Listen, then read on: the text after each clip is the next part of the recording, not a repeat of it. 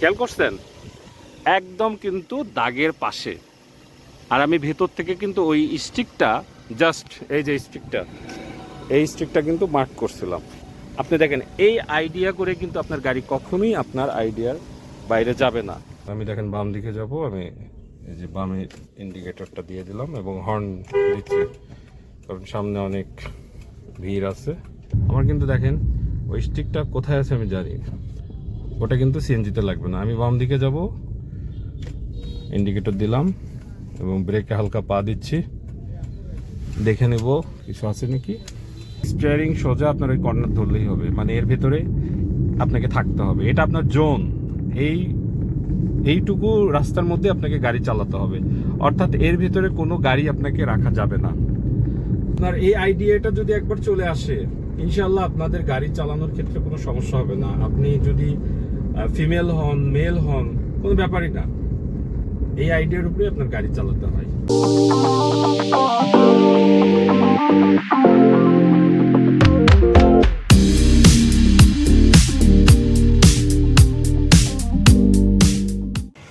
প্রথমে আমরা চাবিটি দেখব, এটি অটোমেটিক চাবি। আনলক করে নিই, তারপরে গেট খুলে আমরা ঢুকে পড়ব। এখানে গাড়িটিতে ঢোকার পর অ্যাজ এ ড্রাইভার প্রথম যে কাজটি হবে, আসলে গাড়ির ভিতরের কাজগুলো আমি আজকে বলতেছি। গাড়ি স্টার্ট করার আগে আমাদের কিন্তু গাড়ির চতুর্পাশ দিয়ে ঘুরে দেখার কথা ছিল। যাই হোক, ওইটার ডিটেল ভিডিও আমি পরে করব। তারপরে আপনার বনেট খুলে ভেতরে আমরা মোবিলটা দেখা লাগতো, তারপরে আপনার রেডিয়েটরের পানি দেখা লাগতো, হ্যাঁ, তারপরে আপনার স্টিয়ারিং অয়েল, পাওয়ার অয়েল, এই সবগুলো বিষয় কিন্তু আমাদের দেখা লাগতো। সো ভিউয়ার্স, আসসালামু আলাইকুম, আমি রুহুল আমিন, আপনারা দেখছেন বিডি কার হুইলস। আজকে আপনাদেরকে দেখাবো শর্ট একটা ভিডিওতে কিভাবে ড্রাইভিং করতে হয়, বা আপনার গাড়িতে আমরা চড়ার পরে কি কি করব। তো খুব সংক্ষিপ্তভাবে আপনাদের দেখাচ্ছি।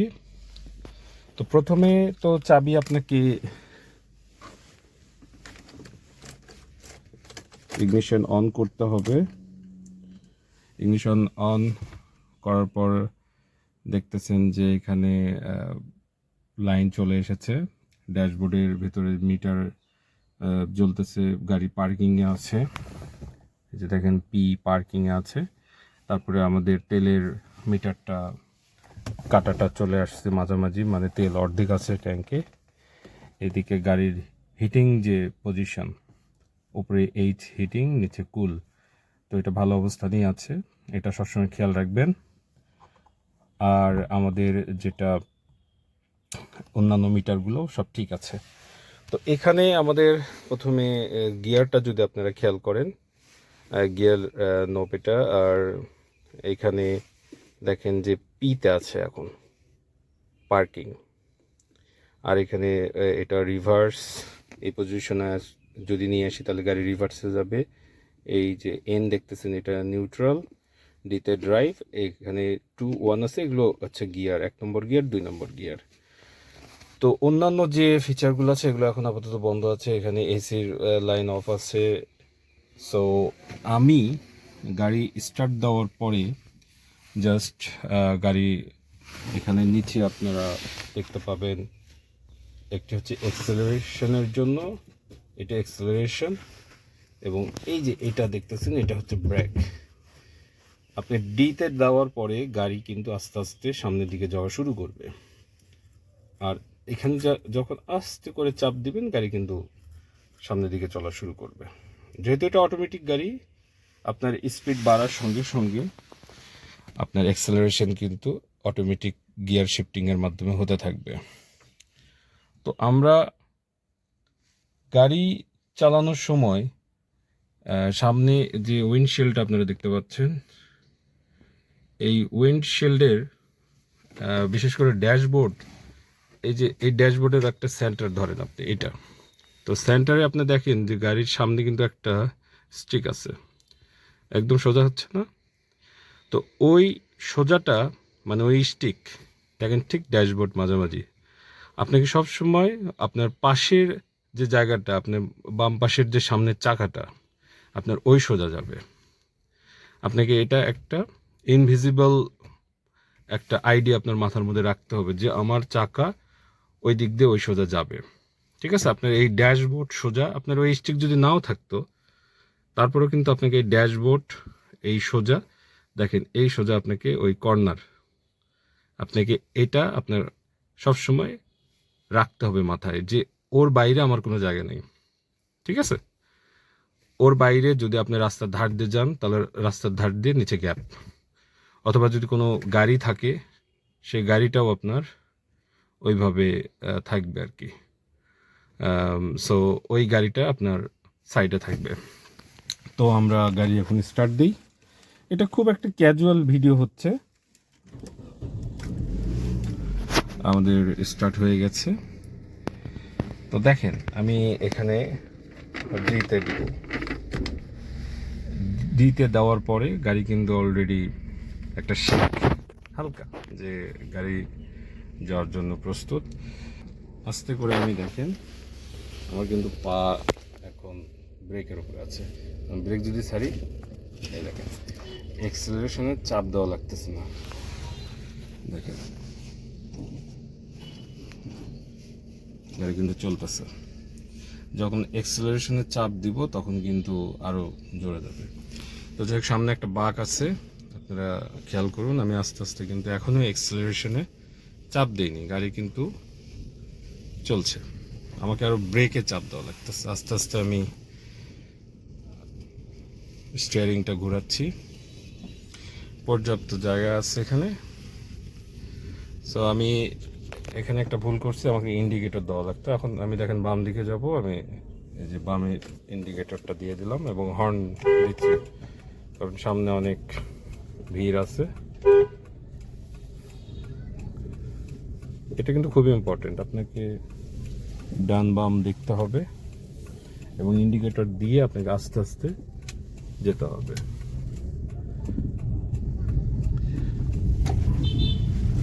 সো ভিউয়ার্স, স্টিয়ারিংটা আমি সোজা করে নিলাম এবং আপনাকে এরকম বাঁকা মোড় যেগুলো, সেগুলোতে সবসময় বাম দিকে থাকতে হবে। কোনোভাবেই ওভারটেক পজিশনে বা ওই পাশের লেনে যাওয়া যাবে না।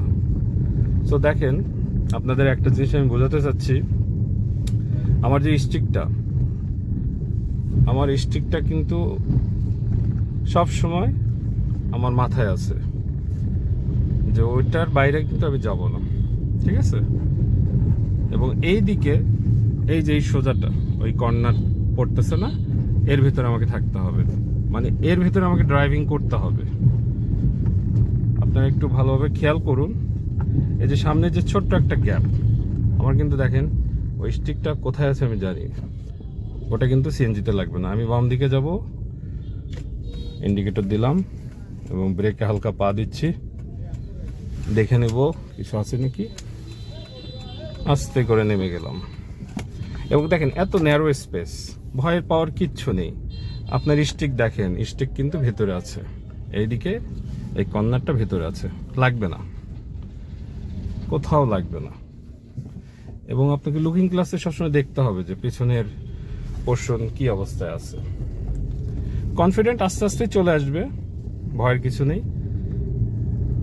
এটা একদমই ক্যাজুয়াল ভিডিও।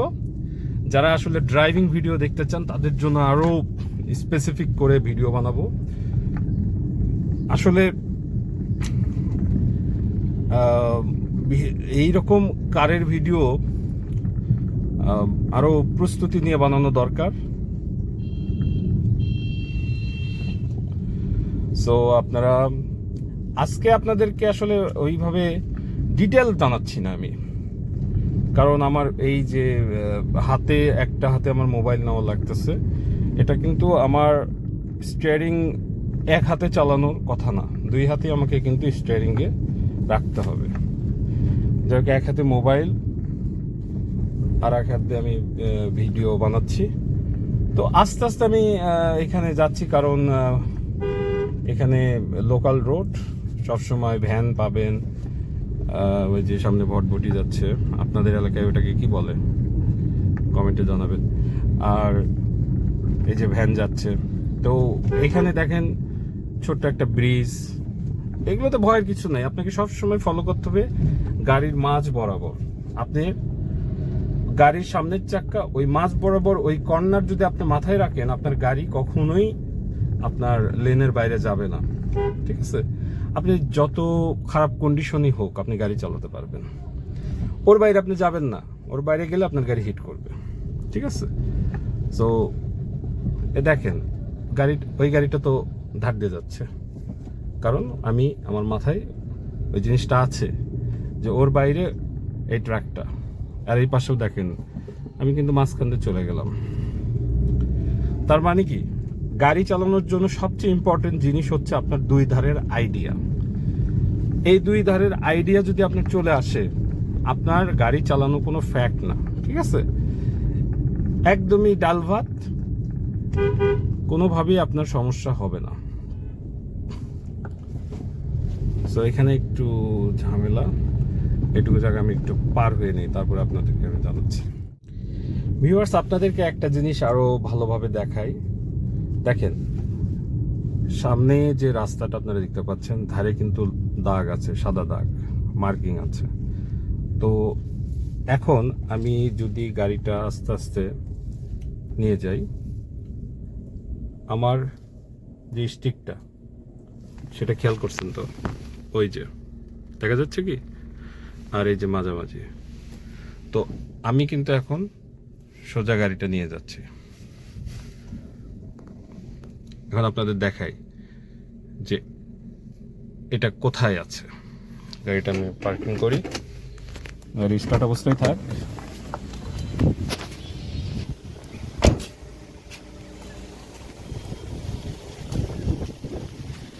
খেয়াল করছেন একদম কিন্তু দাগের পাশে, আর আমি ভেতর থেকে কিন্তু ওই স্টিকটা জাস্ট এই যে স্টিকটা কিন্তু মার্ক করছিলাম। আপনি দেখেন এই আইডিয়া করে কিন্তু আপনার গাড়ি কখনোই আপনার আইডিয়ার বাইরে যাবে না, ওই লেনের ভেতরেই কিন্তু আপনি থাকবেন।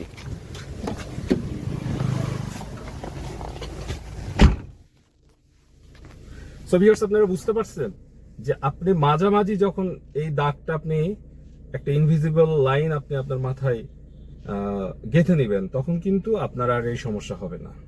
একদম ইজি ভাষায় কথা বলতেছি, মানে এর বাইরে আসলে ড্রাইভিং শেখানোর কিছুই নেই।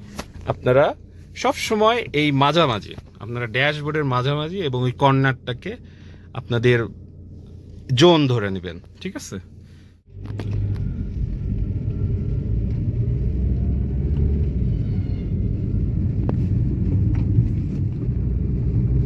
সো স্মুথলি কিন্তু আপনারা এইভাবে চলতে পারবেন। আপনারা বারবার প্র্যাকটিস করুন, প্রয়োজনে এখানে একটি টেপ লাগাবেন, আপনার লাল টেপ, এবং সামনেও আপনি এই স্ট্রিক বরাবর, অর্থাৎ গাড়ির ওই কর্নার বরাবর একটা টেপ লাগিয়ে নেবেন।